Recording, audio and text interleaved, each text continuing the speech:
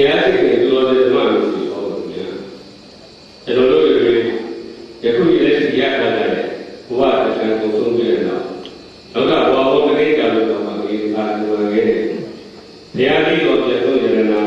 တရားလေးတော်ပြဆုံးရတနာသံဃာလေးတော်ပြဆုံးရတနာတို့ရတော်များသုံးပါးတို့ဥပ္ပေမှာထားတယ်ဒီနေ့ညတရားလေးတော်များဘုရားရှင်တော်မူကြီးကျေးဇူးတော်ရှင်သဘာဝဘုရားသာသနာပြု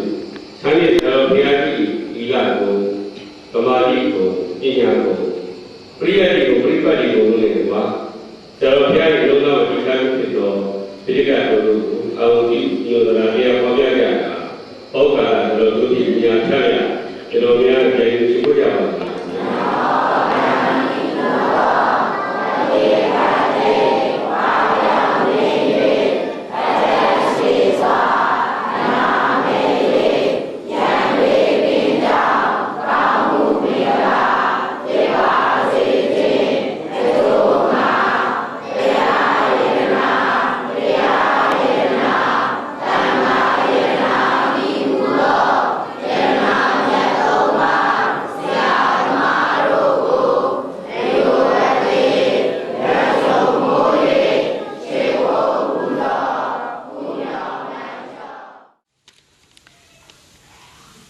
သာသနာတော်နှစ်2555ခုနှစ်မြန်မာနှစ်1383ခုနှစ်တပေါင်းလာပြီးရော9ရက်ခရစ်နှစ်2012ခုနှစ်မတ်လ16ရက်ဖြစ်တဲ့ဒီကနေ့မှာရန်ကုန်တိုင်းစမ်းချင်းမြို့နယ်အောင်ချမ်းသာရပ်ကွက်သီရိမင်္ဂလာလမ်းကမင်းကျောင်းတိုက်ဓမ္မယုံတွင်၌ချမ်းမြေဓမ္မသဘင်ဆင်ရင်ကျင်းပကြတယ်ဒီဓမ္မသဘင်က9ရက်ပထမရက်ဘုန်းကြီးပဲဟောတာပေါ့ဒုတိယတတိယ19ရက်18ရက်တော့ပြင်ဦးလွင်ချမ်းမြေရိပ်သာကဆရာတော်ဥပညာနန္ဒဟောပါလိမ့်မယ်19ရက်ကတော့ချမ်းမြေရိပ်သာကဥဝါသောဟောပါလိမ့်မယ်20နဲ့21ရက်ကတော့ချမ်းမြေရိပ်သာကမ္မဌာနစရိယအရှင်သောဗိဒာဘိဝန္တသူဟောမယ်နောက်ဆုံး22ရက်နေ့တော့ဘုန်းကြီးပဲတရားပွဲအသိအနေနဲ့ဟောမယ်အလုံး9ရက်အဲဒီ9ရက်မှာဒီကနေ့ညတရားပွဲအလှရှင်ကတော့ဦးအောင်မြင့်ရွှေဒေါ်သင်းသင်းဝေသားကြီးမောင်အောင်ထက်လင်းထွန်းသားငယ်မောင်ဟိန်းစွမ်းအောင်ဦးအောင်မြင့်ရွှေအီလက်ထရောနစ်မိသားစုမင်္ဂလာစေဦးအောင်မြင့်ရွှေအီလက်ထရောနစ်မိသားစုကောင်းမှုဒီကနေ့တရားပွဲလှူခြင်းဟောဖို့တရားကတော့ရိုးအများနာလည်းမဲ့တရားဟောရမယ်တရားကောင်းစဉ်ကတော့သီးပယ်ဆိုင်ပွားတရားတော်လို့ကောင်းစဉ်တက်ရသီးပယ်ဆိုင်ပွားတရားတော်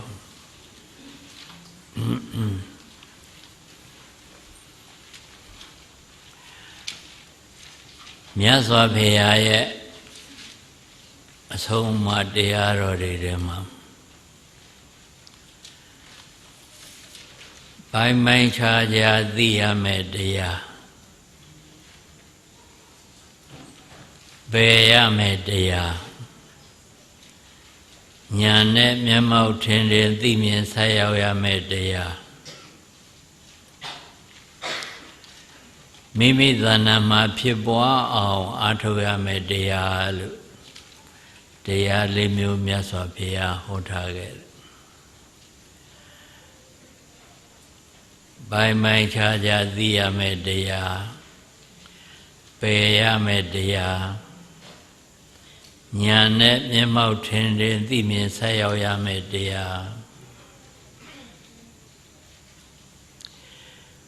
မိမိသဏ္ဍာန်မှာဖြစ်ပွားအောင်အားထုတ်ရမယ့်တရားလို့၄မျိုး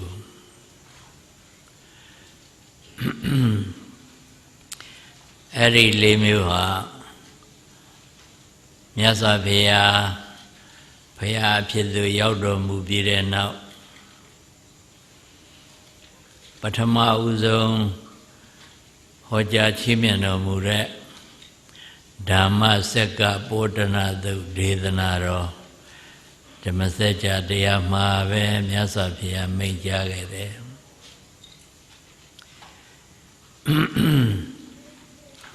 သိပယ်ဆိုင်ပွားသဘောတရားအများနားလည်သင်လာသည်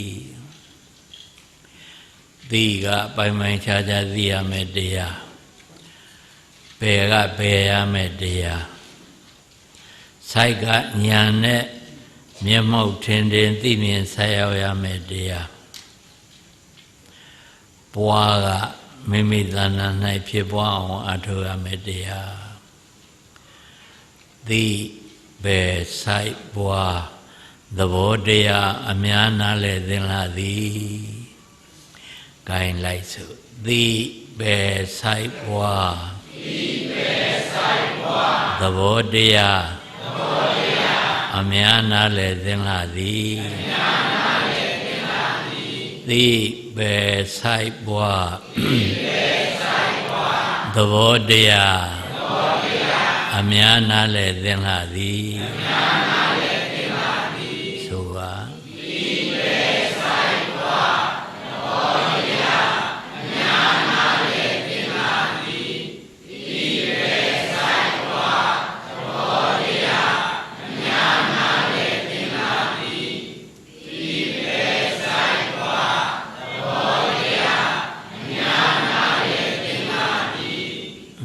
ဘုန်းကြီးတို့တရားပွဲစတာ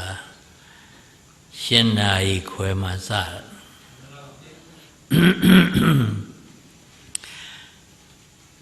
ပိုင်ပိုင်ခြားခြားသိရမယ့်တရားကိုပါဠိလိုပရိညေယလို့မြတ်စွာဘုရားမိန့်ကြားတယ်ပရိညေယပိုင်ပိုင်ခြားခြားသိရမယ့်တရားပယ်ရမယ့်တရားကိုပဟာတ္တဗလို့မိန့်ကြတယ်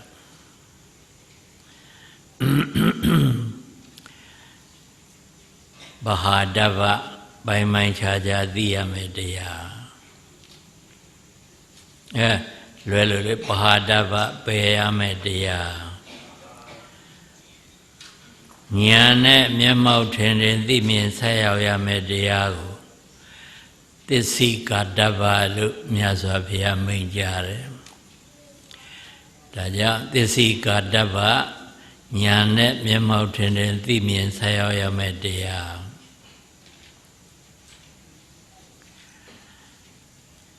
မိမိသဏ္ဍာန်မှာဖြစ်ပွားအောင်အားထုတ်ရမယ့်တရားကိုတော့ဘာဝေတ္တဗလို့မိန့်ကြားတယ်ဒါကြောင့်ဘာဝေတ္တဗမိမိသဏ္ဍာန်မှာဖြစ်ပွားအောင်အားထုတ်ရမယ့်တရားဂိုင်းဘုန်းကြီးတို့ပြိဿလိုက်ဆိုကြည့်အောင်နှုတ်တက်သွားပရိညေယပိုင်ပိုင်ခြားခြားသိရမည်တရားပဟာတ္တဗပယ်ရမည်တရားသစ္စိကာတ္တဗဉာဏ်နဲ့မျက်မှောက်ထင်ထင်သိမြင်ဆက်ရောက်ရမည်တရား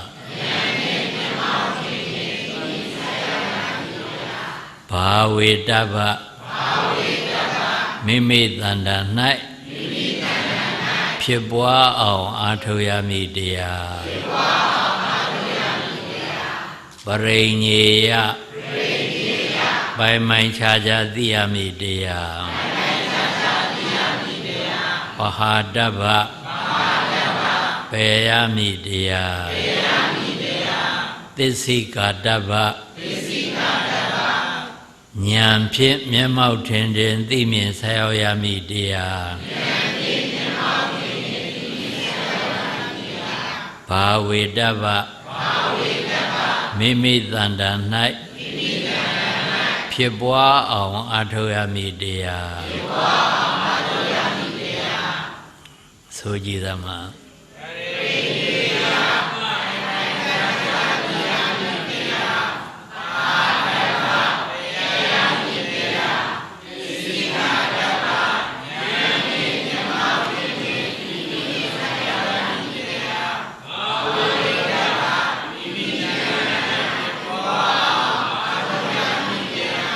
နောက်တစ်ခေါက်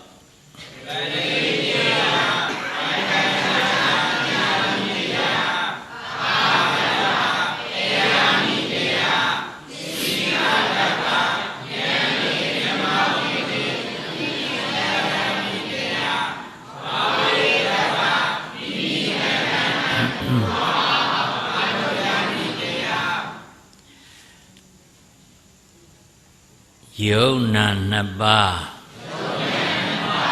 ဒုက္ခသစ္စာတရားကပရိညေယပိုင်းပိုင်းခြားခြားသိရမည်တရားယုံနာနှစ်ပါးဒုက္ခသစ္စာတရားကပရိညေယပိုင်းပိုင်းခြားခြားသိရမည်တရားဆိုပါ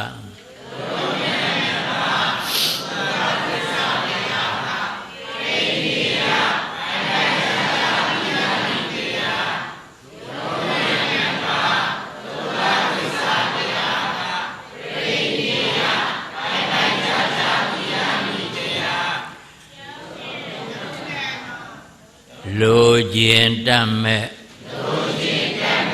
နှစ်သက်တွေ့တာတဲ့တဏှာလောဘသမုဒယသစ္စာတရားကပယ်ရမည်တရားလိုကျင်တတ်မဲ့နှစ်သက်တွေ့တာတဲ့သမုဒယသစ္စာတရားကပယ်ရမည်တရား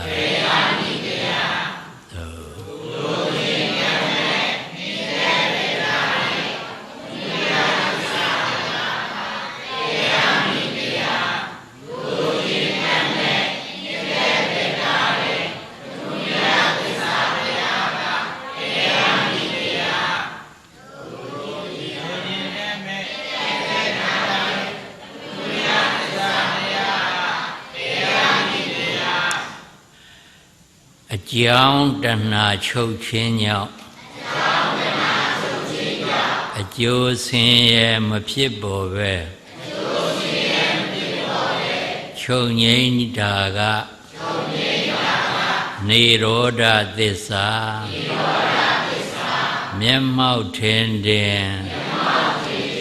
ဉာဏ်ဖြင့်သိမြင်ရမည်တရားအကြောင်းတဏှာချုပ်ခြင်းကြောင့်အကျိုးဆင်းရဲမဖြစ်ပေါ်ပဲချုပ်ငြိမ်းတာကနိရောဓသစ္စာ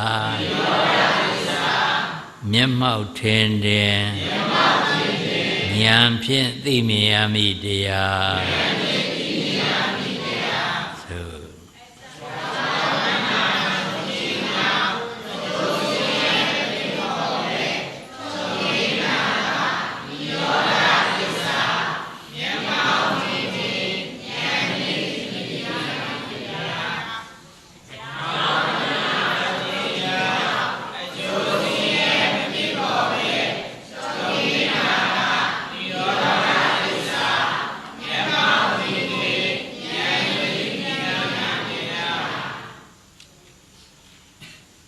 မဂ္ဂင်၈ပါးက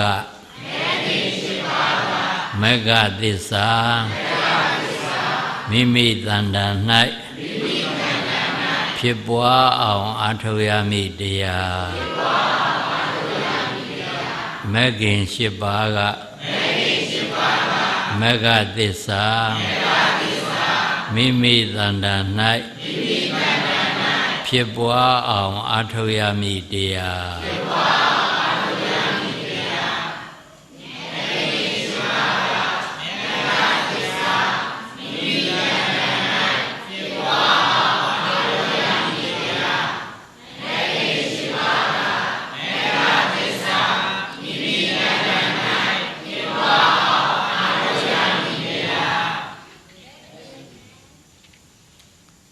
ဒီတော့ပရိညေယပိုင်းပိုင်းခြားခြားသိရမယ်တရားဆိုတာဘာသစ္စာလဲဒုက္ခသစ္စာဆိုတာဘယ်ဟာကိုခေါ်ရလဲယုံနဲ့နာခန္ဓာကိုယ်နဲ့စိတ်ဟုတ်လားပယ်ရမယ်တရားဆိုတာကဘယ်သစ္စာလဲသမုဒယသစ္စာဆိုတာဘယ်ဟာလဲလူကျင်တတ်မဲ့နှစ်တဲ့တွေ့တာတဲ့တဏှာလောဘဟုတ်လားဘာသစ္စာလဲဘာလို့ရမှာလဲမျက်မှောက်ထင်တဲ့ဉာဏ်ဖြင့်သိမြင်ဆက်ရောက်ရမည်သစ္စိကာတဗ္ဗတရားကဘယ်သူလဲနိရောဓသစ္စာဆိုတာဘယ်သူလဲ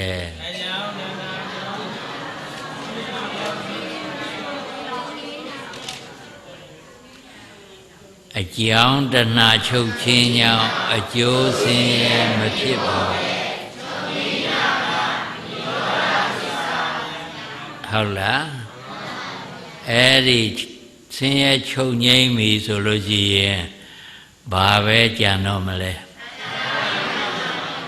နိရောဓသစ္စာဆိုတာတက်ရပြောရင်ချမ်းသာပေါ့ဆင်းရဲကကုန်သွားပြီငြိမ်းသွားပြီ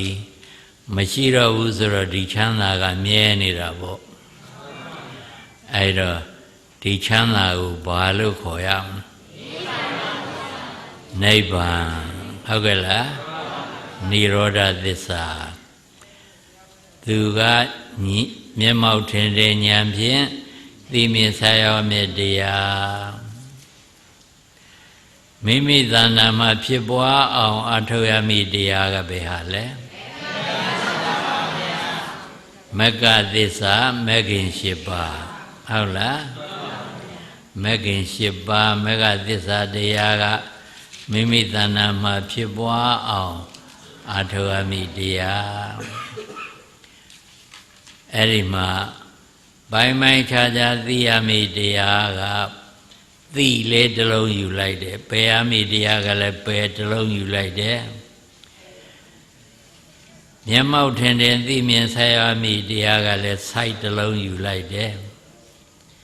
မိမိသဏ္ဍာန်မှာဖြစ်ပွားအောင်အထောက်ရမည့်တရားကလည်းပွားတစ်လုံးယူလိုက်တယ်သိပယ်စိုက်ပွားဟုတ်ကဲ့လားသစ္စာ၄ပါးဒါကိုပဲသိပယ်ဆိုင်ပွားသဘောတရားအများနားလည်သင်လာသည်ဒါသစ္စာပဲလို့သိုံနဲ့မလုံလောက်သေးဘူးဒီသစ္စာတွေကဘာအဓိပ္ပာယ်ရှိသလဲဘယ်လိုဆက်ဆက်သလဲဒါသိရမယ်ဒီတော့လိုက်ဆိုနော်ဒုက္ခသစ္စာဆိုသည်မှာဒုက္ခသစ္စာဆိုသည်မှာယုံနာနှစ်ပါးသင်္ခါရတရားကိုခေါ်ပါသည်သင်္ခါရတရားကိုခေါ်ပါသည်ဆိုဒုက္ခသစ္စာဆိုသည်မှာ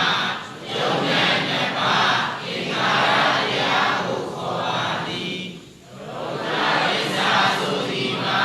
ယုံနာနှစ်ပါးသမုဒယသစ္စာဆိုသည်မှာဆင်းရဲဖြစ်ကြောင်းအမှန်တရား တဏှာလောဘကိုခေါ်ပါသည်သို့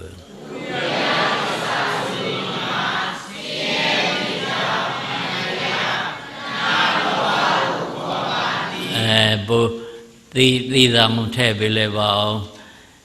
သမုဒယသစ္စာဆိုသည်မှာ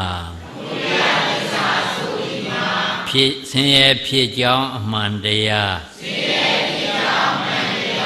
လိုချင်တတ်မဲ့နှစ်သက်တွေ့တာတဲ့တဏှာလောဘကိုခေါ်ပါသည်သမုဒယသစ္စာဆိုသည်မှာဖြစ်ဆင်းရဲဖြစ်ကြောင်းအမှန်တရားလိုချင်တတ်မဲ့နှစ်သက်တွေ့တာတဲ့တဏှာလောဘကိုခေါ်ပါသည်တဏှာနဲ့လောဘအဓိပ္ပာယ်အတူတူပဲတဏှာကလည်းလိုချင်တတ်မဲ့နှစ်သက်တွေ့တာတဲ့လောဘကလည်းတဏှာလိုချင်တတ်မဲ့နှစ်သက်တွေ့တာတဲ့နှုတ်တက်အောင်လို့နှလုံးလုံးထည့်ပေးလိုက်တယ်နော်သမုဒယသစ္စာဆိုသည်မှာဆို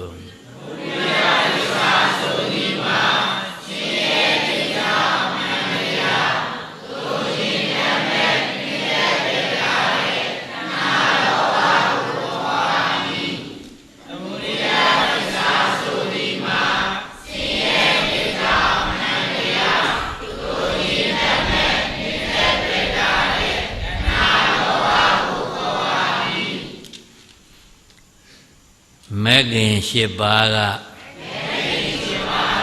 မဂ္ဂသစ္စာတရားမိမိတဏ္ဍာ၌ဖြစ်ပွားအောင်အားထုတ်ရမည့်တရားဖြစ်ပါသည်မဂ္ဂင်၈ပါးကမဂ္ဂသစ္စာတရားမိမိတဏ္ဍာ၌ဖြစ်ပွားအောင်အားထုတ်ရမည့်တရားဖြစ်ပါသည်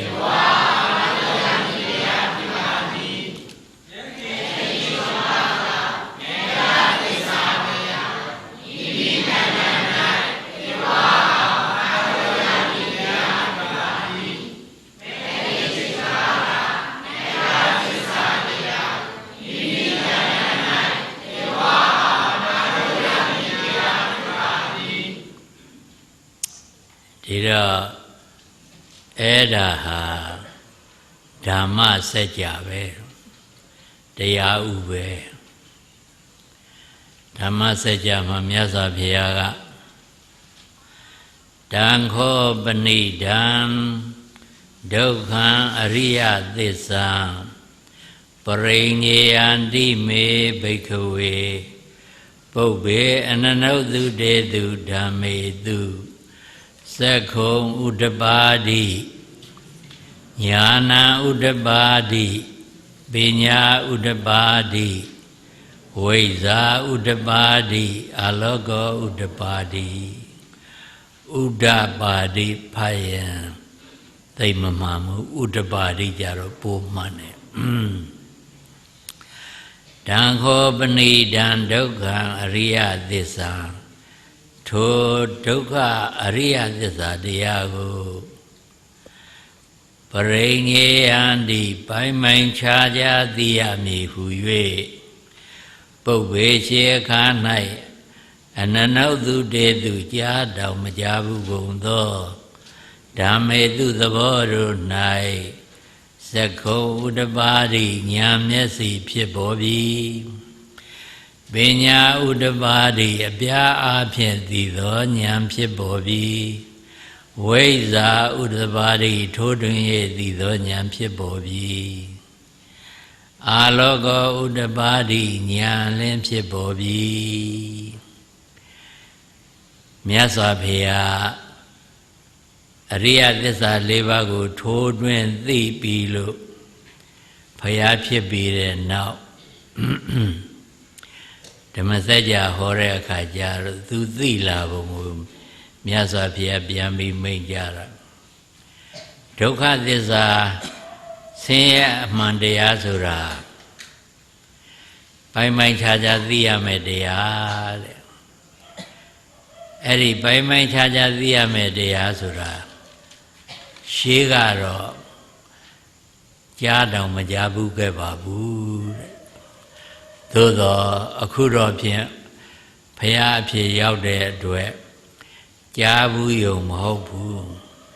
ဉာဏ်နဲ့ထိုးထွင်းပြီးရှင်းရှင်းလင်းလင်းသိနေခဲ့ပါပြီတဲ့ဉာဏ်မျက်စိဖြစ်ပေါ်ပြီဆိုတာဉာဏ်မျက်စိနဲ့လင်းလင်းချင်းချင်းမြင်ရပြီဘာကိုလဲဒုက္ခသစ္စာတရားဆိုတာပိုင်ပိုင်ခြားခြားသိရမယ်တရားပဲဘယ်သူတွေလဲယုံနဲ့နာ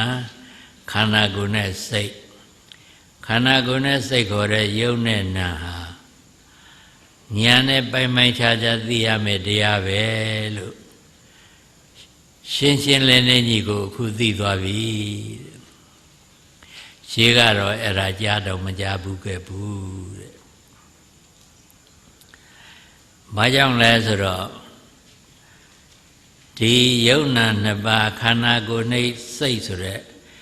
ဒုက္ခသစ္စာကိုပိုင်ပိုင်ခြားခြားမသိကြတဲ့အတွက်တတ္တဝါတွေသံဃာထဲမှာတဝဲလဲလဲနဲ့သွားလာပြီးတော့ဆင်းရဲများနေကြတယ်ဒါကြောင့်ဒီယုံနာနှစ်ပါးသင်္ခါရတရား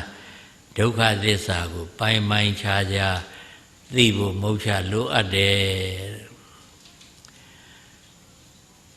ဒံခောပဏိဒံဒုက္ခသမုဒယောအရိယသစ္စာ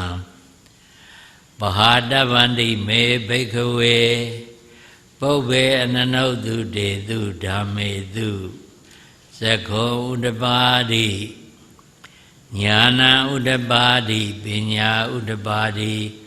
ဝိဇ္ဇာဥဒ္ဓပါတိအာလောကောဥဒ္ဓပါတိတံခောပဏိဒံဒုက္ခသမုဒယောအရိယသစ္စာ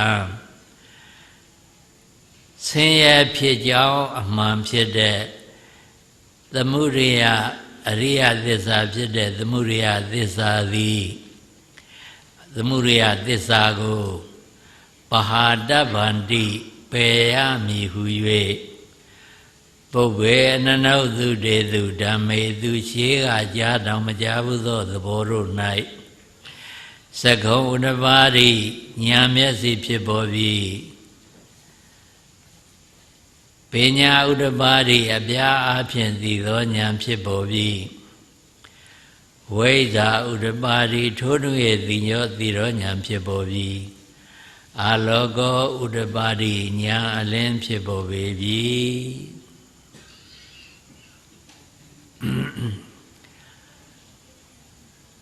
တဏှာလောဘတဏှာလိုချင်တတ်မဲ့နေတဲ့တွေ့တာတဲ့သဘောလောဘကလည်းလိုချင်တတ်မဲ့နေတဲ့တွေ့တာတဲ့သဘောဒီလိုချင်တတ်မဲ့နေတဲ့တွေ့တာတဲ့သဘောဟာဆင်းရဲဖြစ်ခြင်းရဲ့အကြောင်းပဲသူ့ကြောင့်ဆင်းရဲနေတာပဲလိုချင်လို့ဆင်းရဲတယ်တတ်မဲ့လို့ဆင်းရဲတယ်နှစ်သက်လို့ဆင်းရဲတယ်တွေ့တာလို့ဆင်းရဲတယ်အဲ့ဒီလိုချင်တတ်မဲ့နှစ်သက်တွေ့တာခေါ်တဲ့တဏှာလောဘကြောင့်ဆင်းရဲတွေဖြစ်ပေါ်တာပဲဒီတော့ဆင်းရဲငြိမ်းကျင်တဲ့ပုဂ္ဂိုလ်ဟာလိုချင်တတ်မဲ့နှစ်သက်တွေ့တာတဲ့တဏှာလောဘသမုဒယသစ္စာကိုပယ်မှပဲသူဆင်းရဲငြိမ်းမယ်ဒီလိုချင်မှုတတ်မဲ့မှုနှစ်သက်မှုကိုမပယ်နိုင်သေးသမျှတော့ဆင်းရဲကရှိနေမှာပဲလိုချင်နေရင်လည်းဆင်းရဲမှာပဲတတ်မဲ့နေရင်လည်းဆင်းရဲမှာပဲတွေ့တာနေရင်လည်းဆင်းရဲနေမှာပဲညှိကပ်နေရင်လည်းဆင်းရဲနေမှာပဲစွဲလန်းနေရင်လည်းဆင်းရဲနေမှာပဲအဲ့ဒီစွဲလန်းကြတာကြတော့တဏှာအကြီးစားခေါ်တယ်သေးသေးတော့မဟုတ်ဘူးတဏှာအကြီးစားဒါကြောင့်ဆင်းရဲငြိမ်းချင်တဲ့ပုဂ္ဂိုလ်ဟာလိုချင်တာပယ်ရမယ် တတ်မဲ့တာပယ်ရမယ်နှစ်သက်တာပယ်ရမယ်ချစ်တာကြိုက်တာပယ်ရမယ်ညှိတာပယ်ရမယ်စွဲလန်းတာပယ်ရမယ်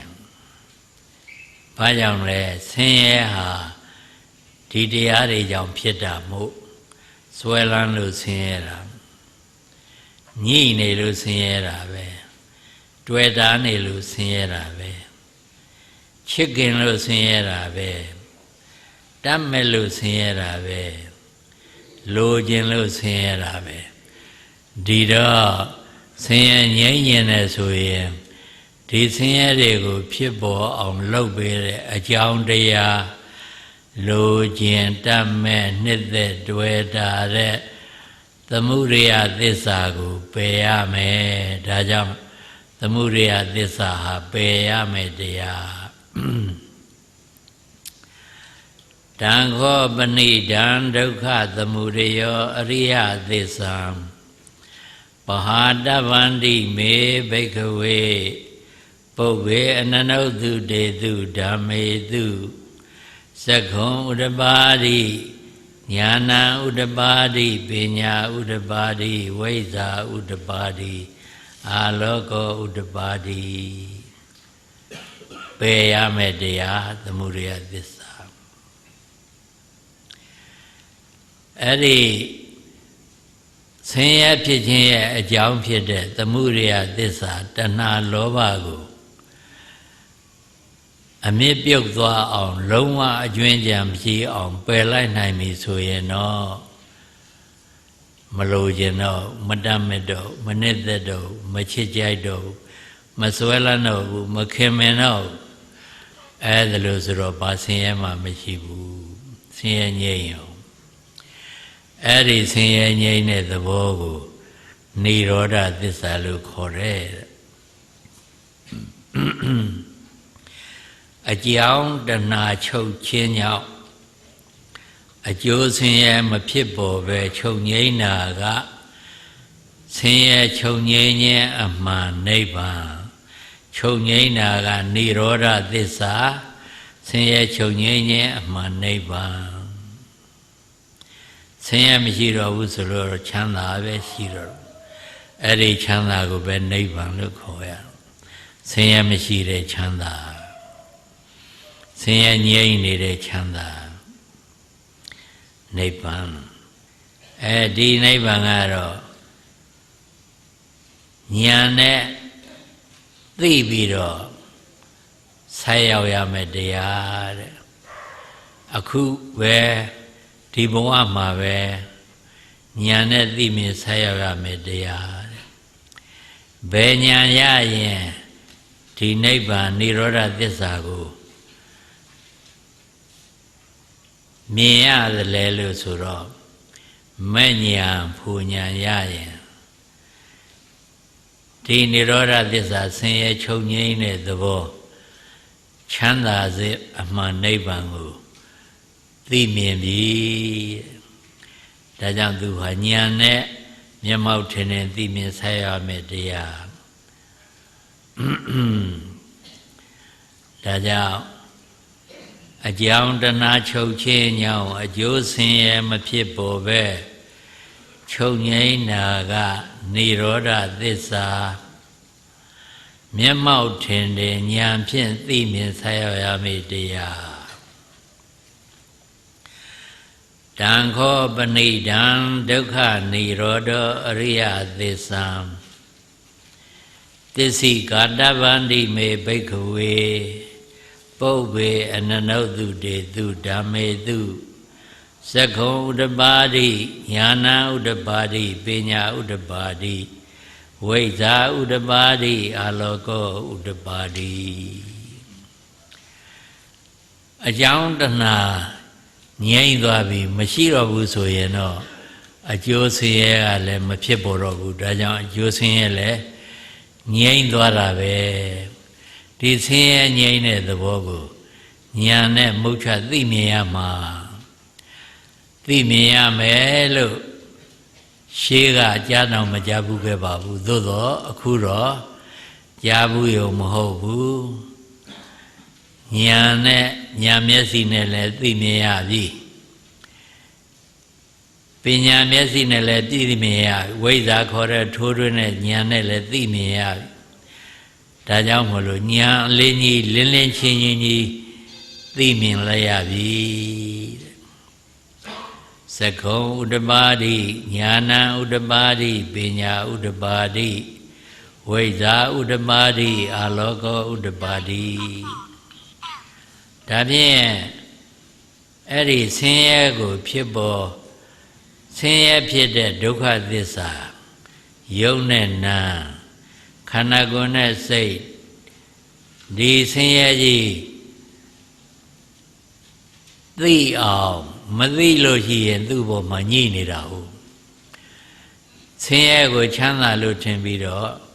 ဒီဒုက္ခသစ္စာခန္ဓာကိုယ်နဲ့စိတ်ကိုပဲညှိနေတယ်သိရင်ဖြင့်သူမညှိတော့ဘူးဒါကြောင့်ဒီဒုက္ခသစ္စာဟာဆင်းရဲအမှန်ပဲသူကြောင့်ဆင်းရဲနေတာပဲသူဟာဆင်းရဲပဲဒီဆင်းရဲရှိနေလို့တော့ငါဘယ်တော့မှမချမ်းသာဘူးအဲ့တော့ဒီဆင်းရဲသေးသေးချာချာသိအောင်ငါလုပ်မယ်သိအောင်လုပ်နိုင်ပြီဆိုလို့ရှိရင်တော့ဒီဆင်းရဲကိုငါပယ်နိုင်မှာပဲမသိသေးရင်တော့ဒီဆင်းရဲကိုချမ်းသာလို့အကောင်းထင်နေဦးမှာပဲအကောင်းထင်နေသမျှတော့ခင်မင်းနေမယ်တတ်မဲ့နေမယ်တွေ့တာနေမယ်ခင်မင်းတတ်မဲ့နှစ်သက်တွေ့တာတယ်ဆိုတာဆင်းရဲဖြစ်ခြင်းရဲ့အကြောင်းတရားတွေသမုဒယသစ္စာတွေအဲ့ဒီဆင်းရဲဖြစ်ခြင်းရဲ့အကြောင်းသမုဒယသစ္စာခင်မင်းလို့ဆင်းရဲတယ်တတ်မဲ့လို့ဆင်းရဲတယ်နှစ်သက်လို့ဆင်းရဲတယ်တွေ့တာလို့ဆင်းရဲတယ်ဒီခင်မင်းတတ်မဲ့နှစ်သက်တွေ့တာတဲ့သဘောတဏှာလောဘဟာနှစ်သက်စရာခင်မင်းစရာကိုနှစ်သက်တာခင်မင်းတာလားနှစ်သက်စရာခင်မင်းစရာမဟုတ်တဲ့ဟာကိုအထင်မှားပြီးနှစ်သက်ခင်မင်းတွေ့တာနေတာလားအဲ့ဒါလို့ခွဲခွဲခြားခြားသိဖို့အတွက်ယုံနာနှစ်ပါးဒုက္ခသစ္စာတရားကိုပိုင်ခြားခြားသိရမယ်မသိလို့မဖြစ်ဘူးပိုင်ခြားခြားသေးသေးခြားခြားရှင်းရှင်းလင်းလင်းကွင်းကွင်းကွက်ကွက်အချက်ကြကြမသိမြင်ဘူးဆိုရင်တော့ဒီဆင်းရဲကိုချမ်းသာလို့ထင်တဲ့အခါထင်နေအောင်မှာပဲချမ်းသာလို့ထင်တဲ့အခါရှိလာပြီဆိုရင်ခင်မင်တတ်မဲ့တဲ့သဘောတွေပါလာအောင်မှာပဲခင်မင်တတ်မဲ့တဲ့သဘောတွေရှိလာရင်တော့နောက်ထပ်ဆင်းရဲတွေ့အောင်မှာပဲဒီတော့အဲ့ဒီခန္ဓာကိုယ်နဲ့စိတ်ယုံနဲ့နာဆိုတဲ့ဆင်းရဲအစုပုံကိုဆင်းရဲအစုပုံမှလားလို့မသိတာကိုအဝိဇ္ဇာလို့ခေါ်တယ်မသိတဲ့အဝိဇ္ဇာကြောင့်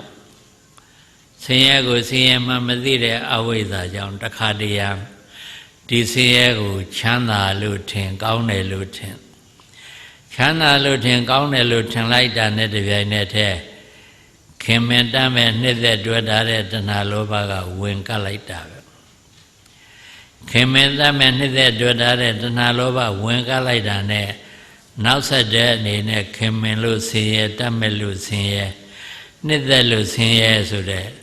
ဆင်းရဲကထပ်လာမယ်ဒါကြောင့်ဒီယုံနာနှစ်ပါးဒုက္ခသစ္စာတရားဆင်းရဲအမှန်ကိုအမှန်ပဲလို့ပြီးပြင်းတိတိကျကျပိုင်ခြားခြားပြတ်သားသား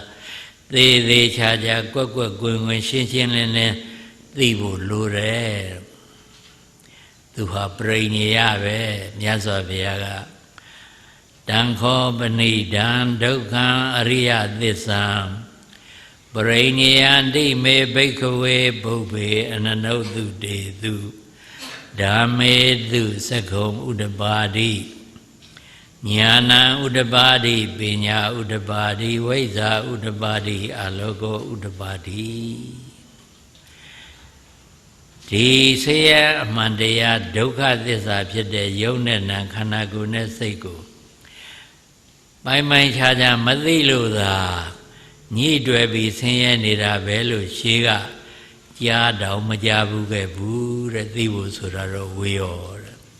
သို့တော့အခုတော့မဂ္ဂင်၈ပါးမဂ္ဂသစ္စာတရားပွားများလိုက်တာနဲ့ကိလေသာတွေကုန်ခန်းပြီးတော့မဲ့ညာဘုံညာနေရှင်တော်မြတ်ဘုရားရဲ့သဏ္ဍာန်မှာဖြစ်တော့အဲ့ဒီမဲ့အသိဖို့အသိနဲ့ထိုးထွင်းပြီးတော့ဒီခန္ဓာကိုယ်နဲ့စိတ်ယုံနေတာဆိုတကယ်ဆင်းရဲပါလားလို့ပိုင်းခြားခြားသိသွားတယ်ပိုင်းခြားခြားသိသွားတာနဲ့အဲ့ဒီဆင်းရဲကိုမလိုချင်တော့ဘူးလိုချင်တဲ့စိတ်မဖြစ်တော့မတတ်မဲ့တော့ဘူးတတ်မဲ့တဲ့စိတ်မဖြစ်တော့ဘူးဒီတော့လိုချင်တတ်မဲ့တဲ့သမုဒိယသစ္စာတဏှာပယ်ပြီးသားဖြစ်သွားတယ်ဒီတော့မသိတာကိုပယ်ပြီးမသိတဲ့နေရာမှာသိတာကိုအစားထိုးဖို့လိုတယ်မသိတာကအဝိဇ္ဇာသိတာကဝိဇ္ဇာမသိမှုအဝိဇ္ဇာမောဟကင်းအောင်ဘာလုပ်ရမလဲလို့ဆိုတော့မွားရမယ်တရားကိုမိမိတဏ္ဍာဖြစ်ပွားအောင်အထောက်ရမယ်ဘယ်သူလဲမဂ္ဂင်၈ပါးမဂ္ဂသစ္စာတရားမဂ္ဂင်၈ပါးမဂ္ဂသစ္စာတရားမပွားသမျှတော့ဒီခန္ဓာကိုယ်နဲ့စိတ်ယုံနဲ့နာရဲ့ဒုက္ခအစစ်အမှန်ကိုတိတိကျကျသေးသေးချာချာမသိတခါတည်းအလွန်ဆင်းရဲတာနဲ့တွေ့မှဆင်းရဲလိုက်တာလို့အသိမှပြုပြီးတော့ဒီဆင်းရဲပျောက်သွားပြန်တော့ချမ်းသာနေတယ်လို့ထင်ကြပြန်တယ်။အိုဘဲလူသားငမိုက်သာသင်္ဃအဝိဇ္ဇာပိတ်ဖုံးကာ၍ငါးပြအာယုန်ဒုက္ခပုံကိုအကုန်မမြင်အကောင်းထင်ငါခင်မင်တတ်မဲ့တွေကဖက်လျက်အောက်တဲ့သံသာစုံဆံငါဖြင့်တဏှာလက်သည်ထင်နိုင်ချဲ၍အေးရမရှိဆင်းရဲဖြစ်သည်ဝိဤသာကောင်လုံးလုံးသည်တဏှာခေါ်တဲ့လူချင်းတတ်မဲ့နှစ်သက်တဲ့သမုဒိယသစ္စာရဲ့အနှိမ့်ဆက်ခံနေရအမြဲတမ်းဆင်းရဲပြီးဝဆင်းရဲရဲ့သားကောင်ဖြစ်နေရတယ်ဝိဤသားကောင်ဒုက္ခပေါင်းမှလွတ်အောင်ယုံ၍ချမ်းသာတွေ့ဖို့မမေ့ယုံနာဖြစ်ပြဟံကိုအမှန်ညာညှိဖြစ်တိုင်းသိလောဒုက္ခအစစ်မှန်ဖြစ်တဲ့ဒီယုံနာရုပ်ဖြစ်တိုင်းတတိဥစည်းတဲ့စိတ်နဲ့ရှုပြီးသေးသေးချာချာသိနာဖြစ်တိုင်းတတိဥစည်းတဲ့စိတ်နဲ့ရှုပြီးသေးသေးချာချာသိမလစ်စေနဲ့အဲ့ဒါလို့ဆိုလို့ရှိရင်ရှုပါသိပါများလာတဲ့အခါကျတော့ဒါဆင်းရဲပဲဆိုတာတွေ့လာလိမ့်မယ်ဟောဖြစ်ပြီးပြည့်နေတာပဲဖြစ်ပြီးမပြည့်ဖဲနေတာတခုမှမရှိဘူးဒါကြောင့်တည်မြဲနေတာမဟုတ်ဘူးတပြက်တည်းပြက်တပြောင်းလဲပြောင်းလဲနေတာပဲဆိုတာအဲ့ဒီခါကျတော့သိလာမယ်သိလာရင်တော့ဒါဟာဆင်းရဲပဲဆိုတဲ့သဘောပေါက်တော့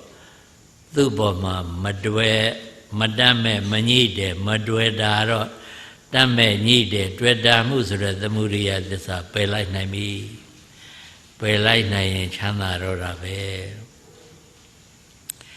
ဟိုဤသာကောင်ဒုက္ခပေါင်းမှလွတ်အောင်ယုံ၍ချမ်းသာတွေ့ဖို့မမေ့ယုံနာဖြစ်ပြဟံကိုအမှန်ညာညှိဖြစ်တိုင်းသိလောဝိရိဏတံရှုမြိုက်တံဖြင့်ဆေတံကိလေလောင်ကျွမ်းကြေအောင်မသေးမနာမအိုးပါခင်တသုနှင်လျက်သောလင်းမြန်စွာရှုမြိုက်ပါလောဝိရိယဒီဟုသောမိတုကိုအခြေခံပြီးတော့ မဂ္ဂင်၈ပါးအကျင့်တရားကျင့်ပြီးသီလသမာဓိပညာလက်နဲ့တွေနဲ့ကိလေသာ10ပါးကိုပြာကျသွားအောင်မီးရှို့ရမယ်မသေးမနာမအိုးပါခင်တက်သုံးနှင့်လျက်သောလင်းမြန်စွာရှို့မြိုက်ပါလော့နောင်ခါကာလချိန်လွန်ရဟုနောင်တတကြီးသင်မကြီးလင်ဇနီးမယာသမိသားနှင့်လင်သားအိမ်ယာအဖျားပြားကိုငဲ့ကဖင်နှေးအချိန်၍ကသေးပေသင်ကိုဥလိမ့်ဒီဂိုင်းဘုန်းကြီးတို့ပြိဿတစ်ခေါက်လိုက်ဆိုရအောင်အိုဘဲလူသားငမိုက်တာသင်္ဃအဝိဇ္ဇာဝိဖုံးကာ၍ငါးပြအာယုံဒုက္ခဘုံကိုအကုန်မမြင်အကောင်းထင်ငါခင်မင်တတ်မဲ့တွေကဖက်လျက်အောက်ထက်သံသာသုံးဆံငါဖြင့်တဏှာလက်သည်ထင်နိုင်ချေ၍အေးတယ်မရှိဆင်းရဲဖိသည်ဝိဣသာကောင်လုံးလုံးသည်ဝိဣသာကောင်ဒုက္ခပေါင်းမှလွတ်အောင်ယုံ၍ချမ်းသာတွေ့ဖို့မမေ့ယုံနာဖြစ်ပြက်ဟန်ကိုအမှန်ညာညိအမှန်ညာဆိုတာသမ္မာဒိဋ္ဌိမဲ့ခင်ပေါ့အမှန်ညာညိဖြစ်တိုင်းသိလောဝီရိနတံရှုမြိုက်တံဖြင့်ဆေရန်ကိလေလောင်ကျွမ်းကြည်အောင်မသေးမနာမအိုးပါခင်တက်သုံးနှင်းလျက်သောလင်မြန်စွာရှုမြိုက်ပါလော့နောင်ခါကာလချိန်လွန်ရဟုနောင်တတကြီးသင်မကြီးလင်ဇနီးမယာသမိသားနှင့်လင်သားအိမ်ယာအဖျားပြားကိုငဲ့ကဖင်နှေးအချိန်၍ကသေဘေးသင်ကိုဥလိမ့်ဒီဂိုင်းဆိုကြည့်အောင်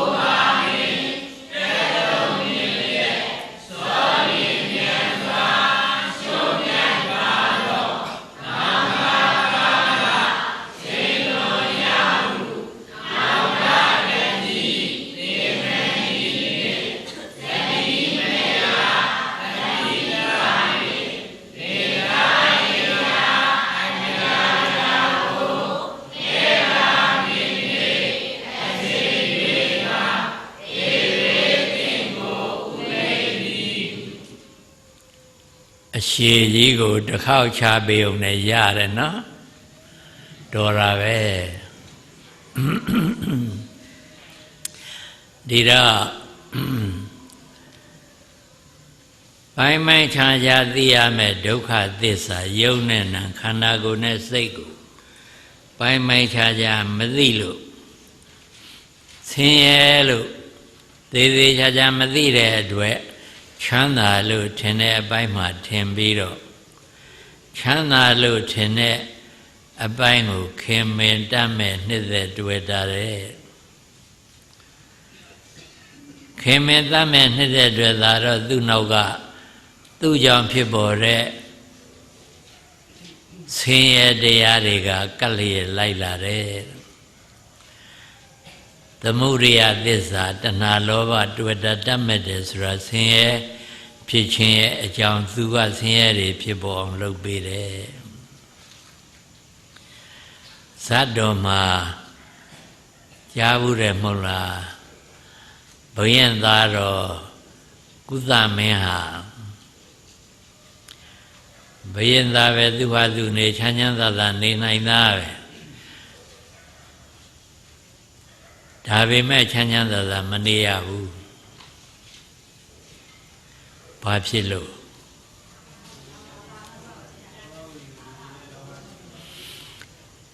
ပဘာဝတီကိုလိုချင်တတ်မဲ့နှစ်သက်တွေ့တာဆွဲလန်းနေလို့မဟုတ်လားအဲဒါနှစ်သက်တွေ့တာဆွဲလန်းတာဟာဆင်းရဲရဲ့အကြောင်းဆိုတာမှန်သလား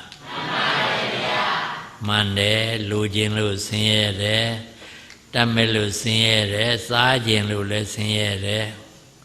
ဟုတ်ကဲ့လားသူဟာဆင်းရဲဖြစ်ခြင်းရဲ့အကြောင်းသမုဒိယသစ္စာပဲ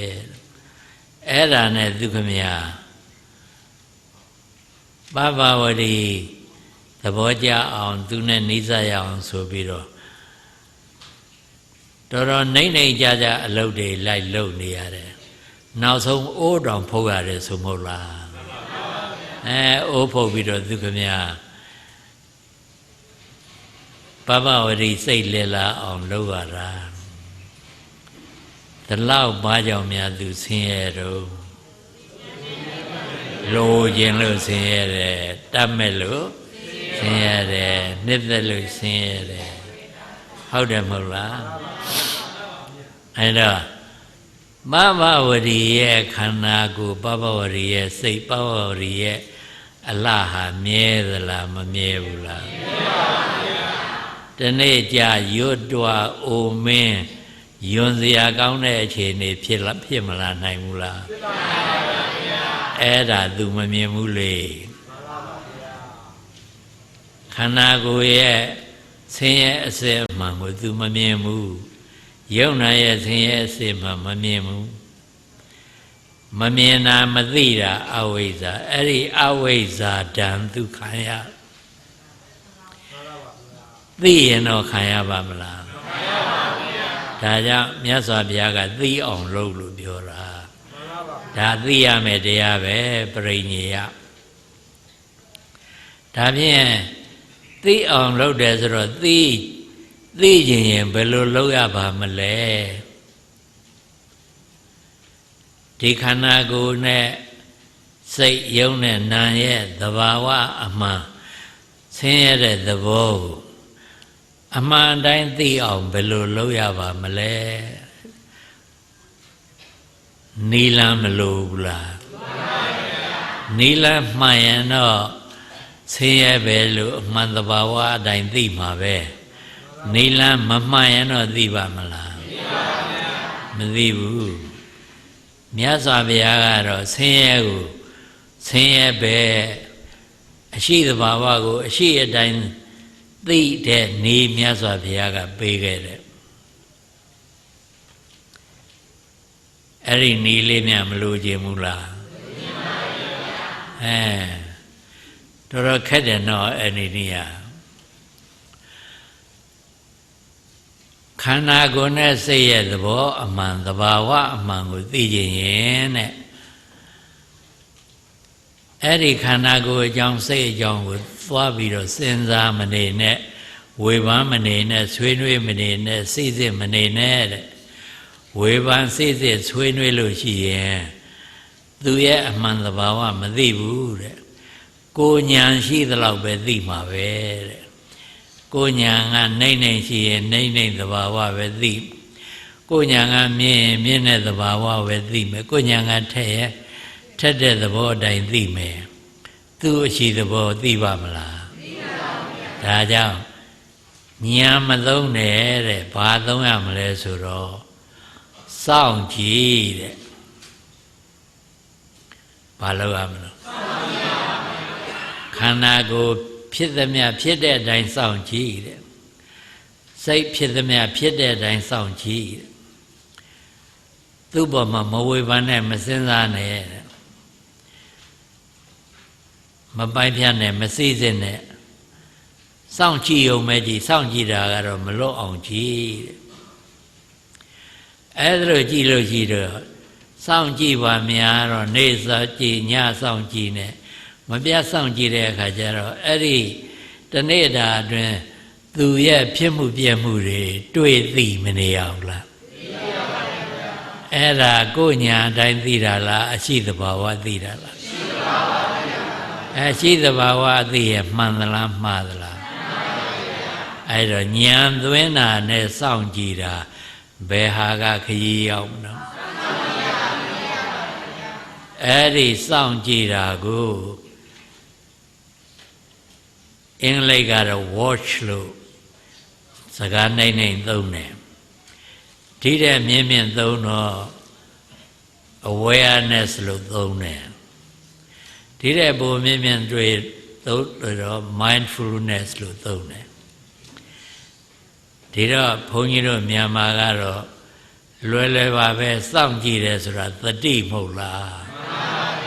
ဟုတ်ကဲ့လားစောင့်ကြည့်ဆိုတာဘာလဲသိပါဗျာသတိမပါဘဲနဲ့စောင့်ကြည့်လို့ရမလားမရပါဘူးမရဘူးအဲစောင့်ကြည့်ပါများတော့စိတ်ကအဲစောင့်ကြည့်တဲ့ရုပ်ပေါ်နာမ်ပေါ်ခန္ဓာကိုယ်ရဲ့စိတ်ပေါ်မှာတဖြည်းဖြည်းပိုးပြီးတော့စူးစိုက်တည်ငြိမ်မလာဘူးလားတည်ငြိမ်ပါပါဗျာအဲ့ဒီစူးစိုက်တည်ငြိမ်တာဟာသမာဓိလို့ခေါ်တာမဟုတ်လားမှန်ပါပါဗျာအဲ့ဒီစူးစိုက်တည်ငြိမ်တဲ့စိတ်ထဲမှာပါဝင်တဲ့အသိဉာဏ်ဟာစုစည်းမိနေတော့ပြန့်ကျဲနေတာနဲ့စာရင်စုစည်းတာနဲ့ပြန့်ကျဲတာဘယ်ဟာကအသိထက်မလဲစုစည်းမိနေတဲ့သမာဓိထဲမှာပါဝင်တဲ့အသိဉာဏ်ကလည်းစုစည်းမိတော့ထက်မြက်လာတယ်ထက်မြက်လာတာနဲ့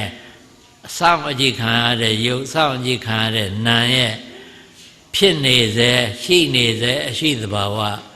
သိတယ်ပူရာလည်းဖြစ်ပေါ်လာပြီလို့သိတယ်ပျောက်သွားပြီဆိုရင်ပျောက်သွားတယ်လို့သိတယ်ရတာလည်းဖြစ်ပေါ်လာရင်ရတာလည်းဖြစ်ပေါ်လာပြီလို့သိတယ်ပျောက်သွားရရင်ပျောက်သွားပြီလို့သိတယ်အဲ့ဒီဖြစ်ပေါ်လာတာသိတာပျောက်သွားတာသိတာဉာဏ်နဲ့ဆင်ခြင်လို့သိတာလားအရှိအတိုင်းစောင့်ကြည့်လို့သိတာလားရှိအတိုင်းစောင့်ကြည့်လို့သိတာပါအဲ့ဒါကိုမြတ်စွာဘုရားကသတိပဋ္ဌာန်လို့မိန့်တာဟုတ်လားသတိပဋ္ဌာန်ဆိုတာလွယ်လွယ်ပြောရင်အရှိအတိုင်းစောင့်ကြည့်တာဉာဏ်မသွင်းရဘူးဟုတ်ကဲ့လားအဲ့တော့အဲ့ဒါလို့စောင့်ကြည့်တဲ့အခါကျတော့ပထမမူရင်းကသတိပဋ္ဌာန်နောက်တဖြည်းဖြည်းစိတ်တည်ငြိမ်လာတဲ့သမာဓိအဲ့ဒါလို့ရှုနေတော့မှအပြစ်မကင်းတဲ့စကားပြောသလားပြောပါဗျာရှောင်ကျဉ်ထားတယ်အဲ့တော့သမ္မာဝါစာမှန်စွာပြောဆိုမှုမှန်တဲ့စကားကိုပြောဆိုတာမဟုတ်ပေတဲ့အပြစ်မကင်းတဲ့စကားကိုရှောင်ကျဉ်နေတာကိုပဲသမ္မာဝါစာမှန်စွာပြောဆိုမှုခေါ်တယ်ဟုတ်ကဲ့လားမှန်ပါဗျာထို့အတူအပြစ်မကင်းတဲ့အလုပ်လည်းအဲ့ဒီအချိန်ရှောင်နေမှာပဲအဲ့ဒါကသမ္မာကမ္မန္တအပြစ်မကွင်းတဲ့အသက်မွေးညောင်းလည်းအဲ့ဒီအချိန်မှာရှောင်မနေဘူးလားမှန်ပါဗျာစောင့်ကြည့်ရှုသိနေတဲ့အချိန်လေမှန်ပါဗျာအဲ့ဒီတော့သမ္မာဝါစာသမ္မာကမ္မန္တသမ္မာအာဇီဝဆိုတာတွေမပါဘူးလားမှန်ပါဗျာအဲ့တော့သမ္မာဝါစာကြောင့် ပြင်မကင်းတာမပြောပဲရှောင်ခြင်းလို့အပြောကစင်ကြဲနေတယ်အပြင်မကင်းတာမလုပ်ဖဲစင်ကြဲနေလို့အလုတ်ကစင်ကြဲနေတယ်အပြင်မကင်းတဲ့အသက်မူဝမ်းကြောင်းကိုမပြုတဲ့အတွက်အသက်မူဝမ်းကြောင်းကလည်းစင်ကြဲနေတယ်အဲ့ဒီစင်ကြဲနေတဲ့ကိုနှုတ်အသက်မူဝမ်းကြောင်းပြန်မြင်မြစိတ်ရောက်သွားလို့ဆင်ញင်မိရဲ့ဆင်ញင်မိတဲ့အဲ့ဒီယောဂီဟာပြောနေမလားစိတ်ညစ်သွားမလားပြောနေမှာပေါ့စိတ်မချမ်းသာဘူးလားစိတ်မကြည်ဘူးလားကြည်လင်ချမ်းသာပြီးပျော်နေတဲ့စိတ်နဲ့ရှုရဲ့ရှုတဲ့စိတ်ထဲမှာပါဝင်တဲ့အသိဉာဏ်ထက်မြက်မလားတုံးမလားထက်မြက်ပြီဆိုရင်သူကအရှိသဘောကိုအရှိတိုင်းမသိဘူးလားအဲ့ဒီအရှိသဘောအရှိတိုင်းသိတာကိုသမ္မာဒိဋ္ဌိခေါ်တဲ့သမ္မာအမှန်တိုင်းဒိဋ္ဌိသိမြင်မှုဒီနေ့သမ္မာအရှိသဘာဝအတိုင်းဒိဋ္ဌိသိမြင်မှုသမ္မာဒိဋ္ဌိအမှန်တိုင်းသိတာတဲ့သို့တော်လည်းပဲရှုစမှာတော့တစ်ခါတစ်ခါစိတ်ကဟိုထွက်ဒီထွက်မပြေဘူးလားမပြေပါဘူးပြေးတဲ့အခါရှုတဲ့ယောဂီကသဘောကျသလားမကြတော့သူကရှုတဲ့စိတ်ကိုအရှုခံအာယုံမပြန်ဆွဲမတင်ဘူးလားဆွဲတင်တာကလက်နဲ့တင်တာလားစိတ်နဲ့တင်တာလားအဲ့တော့အဲ့လိုဆွဲတင်တဲ့စိတ်ကလေးတစ်ခုကမရှိပေဘူးလားသူ့ကိုသမ္မာသင်္ကပ္ပလို့ခေါ်တယ်မှန်စွာကြံသိမှုလို့တခြားသို့ပိုးပြီးသိနေရတဲ့ဘာသာပြန်မရှိလို့ဒါပဲသုံးရတယ်မှန်စွာကြံသိမှုဆိုပေမဲ့ကြံသိနေတာမဟုတ်ဘူးအရှုခံစိတ်အရှုခံအာယုံပေါ်မှာရှုစိတ်ကိုဆွဲတင်တာသမ္မာအဘိနိရောပနလက္ခဏောသမ္မာသင်္ကပ္ပော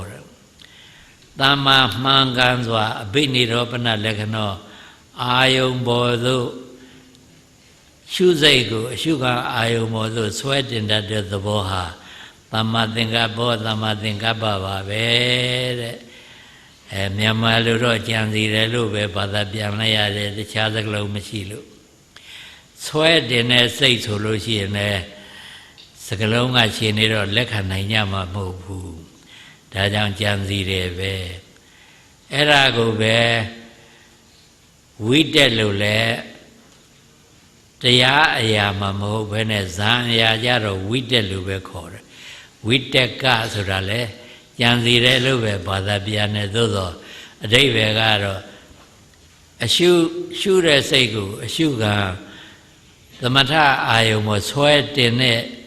တင်ပေးတဲ့စိတ်ကိုပဲဝိတက်ခေါ်တာဒါကြောင့်ဒီမှာလည်းပဲသမ္မာသင်္ကပ္ပမှန်သောကြံစီတယ်ဆိုတာမမြဲသေးလို့မို့လို့အာယုံကနေပြီးအရှုခံရုပ်အရှုခံနာကဘေးထွက်သွားတဲ့စိတ်ကိုပြန်ပြီးတော့အရှုခံအာယုံမှာဆွဲတင်တာသမ္မာသင်္ကပ္ပဆွဲတင်မှများတော့သူဟာမထွက်တာတော့မပြေးတာတော့အဲ့ဒီရှုခံအာယုံပေါ်မှာပဲ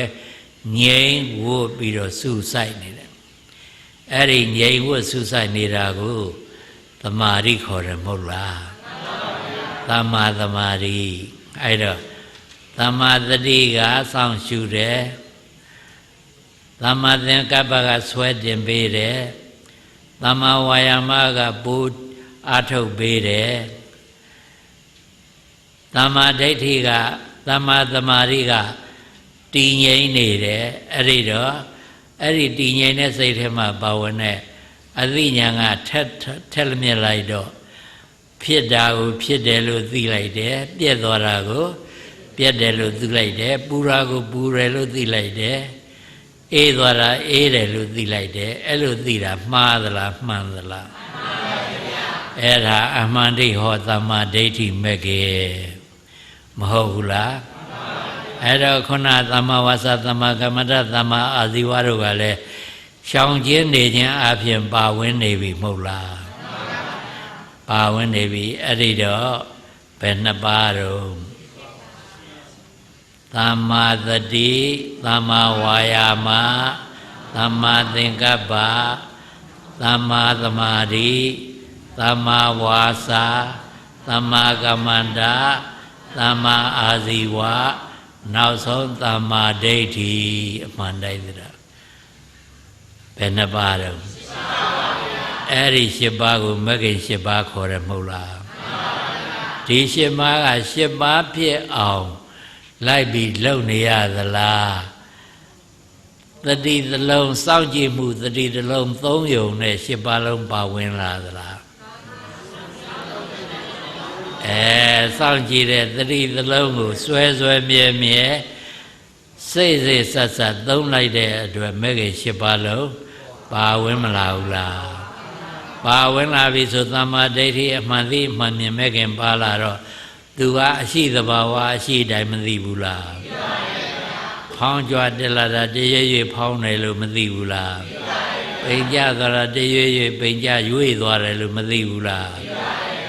အဲ့ဒါအမှန်သိလားအမှားသိလားမှန်ပါဗျာသမ္မာဒိဋ္ဌိမဂ္ဂင်ကိုင်းဒါဖြစ်ရင်သိရမယ်ပိုင်းပိုင်းခြားခြားသိရမယ်ယုတ်နဲ့နာခန္ဓာကိုယ်နဲ့စိတ်ကိုအဲ့ဒီနေနဲ့လေ့ကျင့်လိုက်တဲ့အခါကျသိသလားမသိဘူးလားသိပါရဲ့ဒါဟာဖြင့်ဆင်းရဲအမှန်တဘာဝပဲဘာကြောင့်ဆင်းရဲလဲမပြတ်ဖြစ်ပြီးပြက်ပြက်နေလို့မတည်မြဲလို့ဆင်းရဲတာပဲဖြစ်ပြီးမပြတ်ပဲအမြဲတမ်းတည်နေမယ်ဆိုရင်တော့ချမ်းသာတယ်ပေါ့အခုတော့ဖြစ်သမျှဟာပြက်သမျှဟာပြန်ဖြစ်နေပြောင်းလဲဖောက်ပြန်ပြီးတော့နေတဲ့ဆင်းရဲအမှန်ပဲလို့သိသွားတော့ချမ်းသာလို့သွားပြီးတလွဲထင်အောင်မလားမထင်တော့ဆင်းရဲကိုဘယ်သူလိုချင်မလဲအဲ့တော့လိုချင်တာမပယ်လိုက်နိုင်ဘူးလားအဲ့ဒီလိုချင်တာကဘာသစ္စာဟောသမုဒယသစ္စာပယ်ရမယ်တရားပယ်လိုက်နိုင်တယ်မဟုတ်လားဘာကြောင့်ပယ်လိုက်နိုင်တယ်လဲသိရမယ်တရားကိုရှင်းရှင်းလင်းလင်းပိုင်းပိုင်းခြားခြားသိလို့မဟုတ်လားအဲ့တော့သိရမယ်ဒုက္ခသစ္စာယုံနဲ့နာခန္ဓာကိုယ်နဲ့စိတ်ကိုပိုင်းပိုင်းခြားခြားသိအောင်တော့ဘာလုပ်ရတော့မေ့သွားပြီနော်စောင့်ကြည့်ရတာမဟုတ်လားဘာလုပ်ရတာတော့စောင့်ကြည့်ရတာဒါပဲအထူးလုပ်နေစရာမလိုဘူးခေါင်းမွေးဖြူအောင်ညာမသုံးရအောင်စောင့်ကြည့်တာကတော့ခေါင်းမွေးမဖြူအောင်ညာနဲ့လျှောက်ဆင်းခြင်းတွေးတော့ဝေဖန်သိစစ်နေတယ်ဆိုရင်တော့တဖြည်းဖြည်းခေါင်းမွေးဖြူမှာပေါ့မဟုတ်ဘူးလားစောင့်ကြည့်အောင်ကြည့်တာကဖြူသလားမဖြူဘူးအဲ့ဒီစောင့်ကြည့်တဲ့အလုပ်လုပ်ပါဒီတော့အဲ့ဒီစောင့်ကြည့်တဲ့အလုပ်ထဲမှာမဂ္ဂင်7ပါးပွာတော့သူ့ကိုသစ္စာအနေနဲ့တော့ဗာသစ္စာခေါ်တော့ဒါပြင်အဲ့ဒီမဂ္ဂသစ္စာကဘာလုပ်ရမယ်တရားလဲမိမိတဏ္ဍာ၌ဖြစ်ပွားအောင်အားထုတ်ရမယ်တရားသူဖြစ်ပွားမှပဲပိုင်ပိုင်ခြားခြားသိရမယ်ဟာကိုသိမယ်မဟုတ်လားသိမှပဲပယ်နိုင်မယ်မဟုတ်လားပယ်နိုင်မှပဲဆင်းရဲငြိမ်းမယ်မဟုတ်လားဟုတ်ကဲ့လားဒီတော့ပွားရမယ်တရားလေမြတ်စွာဘုရားကဒီလိုမိန့်နေဒံခောပဏိဒံဒုက္ခនិရောဓဂာမိနိပฏิပဒါအရိယသစ္စာဘာဝေတဗ္ဗန္တိမေဘိက္ခဝေပုဗ္ဗေအနနုသုတေသုဓမ္မေသုသခောဥဒ္ဓပါတိညာဏဥဒ္ဓပါတိပညာဥဒ္ဓပါတိဝိဇ္ဇာဥဒ္ဓပါတိအာလောကောဥဒ္ဓပါတိတံခောပဏိဒံဒုက္ခនិရောဓဂာမိနိပฏิပဒါအရိယသစ္စာထိုဆင်းရဲကင်းရာနိဗ္ဗာန်သို့ရောက်ကြောင်းအကျင့်လန်းဖြစ်သောမေဃသစ္စာတရားသည်မေဃသစ္စာတရားကိုဘာဝေတဗ္ဗန္တိမိမိသဏ္ဍာန်မှာဖြစ်ပွားအောင်အားထုတ်ရမည်ဟု၍ပုဗ္ဗေရှေခါ၌အနနုသုတေသူကြားတောင်မကြားဘူးကုန်သောဓမ္မေသူသဘောသဘာဝတို့၌သက္ခုဥရပါတိယခုအခါ ဉာဏ်မျက်စိဖြစ်ပေါ်ပြီဉာဏဥဒ္ဓပါတိအသိဉာဏ်ဖြစ်ပေါ်ပြီပညာဥဒ္ဓပါတိ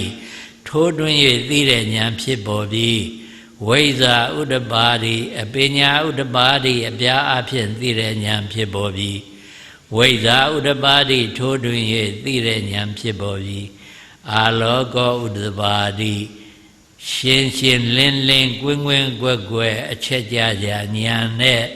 သိမြင်လိုက်ရပေပြီဘယ်သူလဲမြတ်စွာဘုရားဟုတ်တယ်မဟုတ်လားရှေးကကြားတော့မကြားဘူးတဲ့သဘောတွေအခုငါဖြင့်ရှင်းရှင်းလင်းလင်းကွင်းကွင်းကွက်ကွက်ကြကြနာနာကြီးသိရပြီတဲ့ဟုတ်လား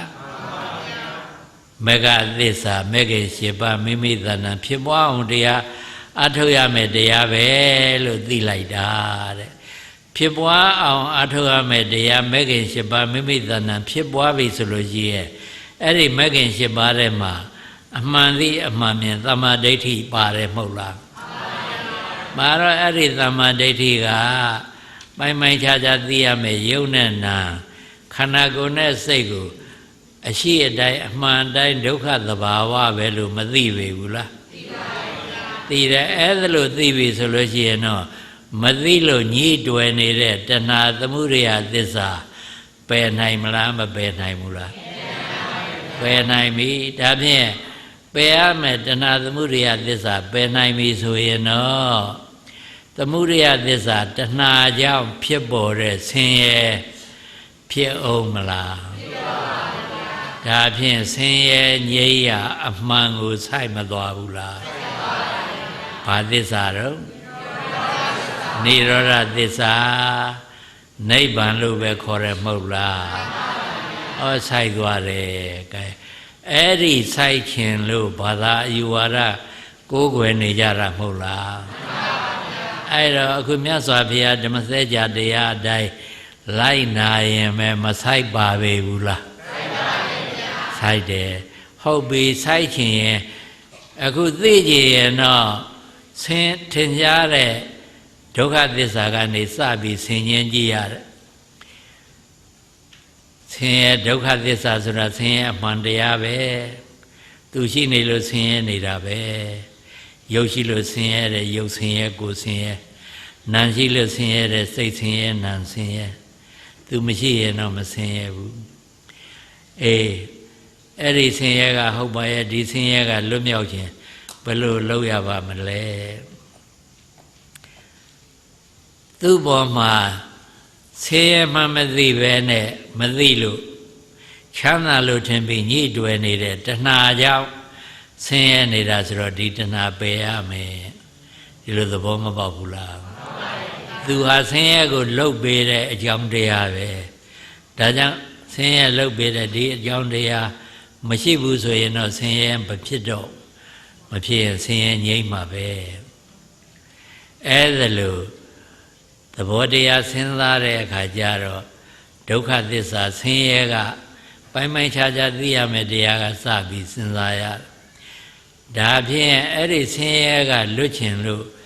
ဆင်းရဲကိုသိကျင်တယ်သိမှပဲပယ်နိုင်မယ်ပယ်မှပဲဆင်းရဲငြိမ်းမယ်လို့သဘောပေါက်တော့ဆင်းရဲကိုသိရင်တဲ့အခါကျတော့တကယ်လက်တွေ့ကြည့်ရင်တော့ဘယ်ကစရအောင်ဘယ်ကစရမလဲပွားဆိုတာဘာပြောတာလဲမဂ္ဂင်၈ပါးမဂ္ဂသစ္စာတရားပွားရမယ်မိမိသဏ္ဍာန်ဖြစ်ပွားအောင်အားထုတ်ရမယ်ကဲဖြစ်ပွားအောင်ဘယ်လိုအားထုတ်မလဲစောင့်ကြည့်မဟုတ်လားဖြစ်ပွားအောင်ဘယ်လိုအားထုတ်ရမလဲဒီလိုဆိုတော့လက်တွေ့ကျင့်ရင်တဲ့အခါကျတော့ပွားကစားမှာပေါ့ပွားရင်သိမယ်သိရင်ပယ်နိုင်မယ်ပယ်နိုင်ရင်ဆင်းရဲငြိမ်းရဆိုင်မယ်ဒီလိုမဟုတ်လားပွားသည်ပယ်ဆိုင်လက်တွေ့၌ဉာဏ်ဆိုင်သိမြင်သင်လာသည်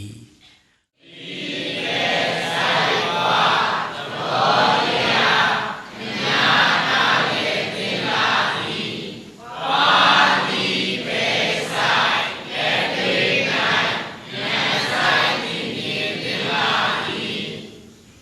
ဟုတ်ပြီလားဒီတော့သဘောတရားအနေနဲ့တော့ဒီလိုဆိုတာနားလည်သွားပြီလက်တွေ့ပွားတဲ့အခါမှာသိတာဘယ်လိုသိသလဲအဲ့ဒါလိုသိတဲ့အတွက်ဘယ်လိုပယ်နိုင်သလဲပယ်နိုင်တဲ့အတွက်ဘယ်လိုများဆင်းရဲငြိမ်းပြီးဆင်းရဲငြိမ်းရာစိုက်သွားသလဲဆိုတာကလိုသေးတယ်မဟုတ်လားလိုသေးပေမဲ့ဒီနေ့အချိန်မရှိဘူးဘလောက်နဲ့ဖြတ်အဲ့တော့ဘယ်လိုလုပ်อ่ะပြန်ရုံပေါ့ဟုတ်လားပြန်ရုံပေါ့22ရက်နေ့မှာဘုန်းကြီးစခန်းသိမ်းဟောရအောင်မှာမဟုတ်လားအဲ့ဒီအခါကျမှဆက်မယ်နော်အဲ့ဒီအခါကျမှဆက်မယ်ဒါကြောင့်ဘုန်းကြီးတို့ပြိဿဟာဒီမှာကြည့်ဘုန်းကြီးကဘာတရားဟောတော့အခု